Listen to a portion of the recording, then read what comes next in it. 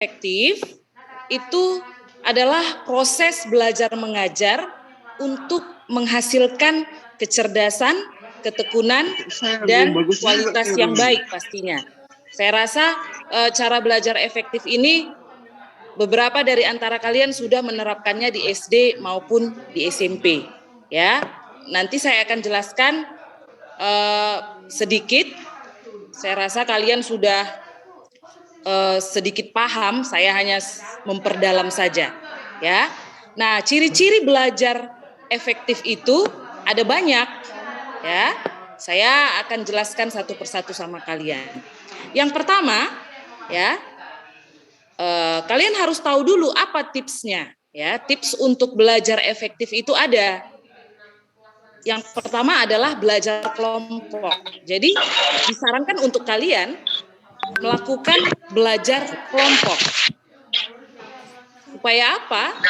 Supaya bisa aktif. Jadi kalau belajar sendiri itu biasanya akan biasanya ngantuk ya.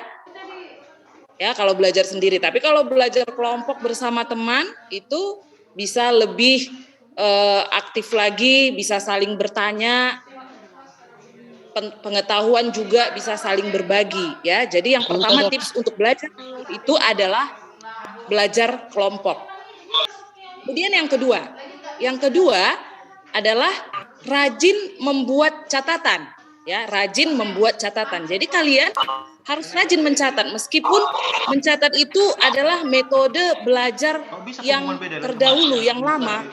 Kalau anak-anak sekarang mungkin malas mencatat, banyakan nonton video dari HP karena belajar online kan, jadi mencatatnya sudah malas, hanya menonton saja gitu ya. Jadi sebetulnya membuat catatan itu adalah hal yang penting. Dengan kamu membuat catatan, paling tidak 50% dari ilmu yang kau tulis itu akan melekat di pikiran ya, lengket di otak, itu dia bahasa ininya.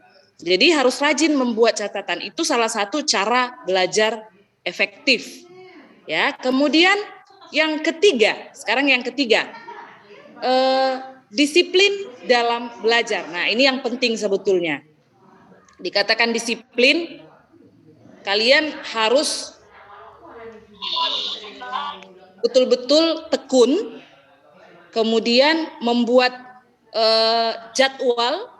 Nanti kalian bisa buat jadwal belajar, misalnya mulai dari pagi sampai jam sekian. Nah, ikuti jadwal tersebut. Ikuti. Itu namanya disiplin, mengikuti jadwal belajar yang sudah dibuat, ya. Disiplin dalam belajar juga bisa juga dalam bentuk rajin melakukan tugas.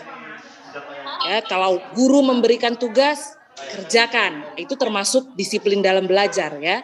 Kemudian mengerjakan tugas itu juga harus tepat waktu. Jangan kalau dikasih tugas paling lama esok hari, tapi esok hari belum selesai.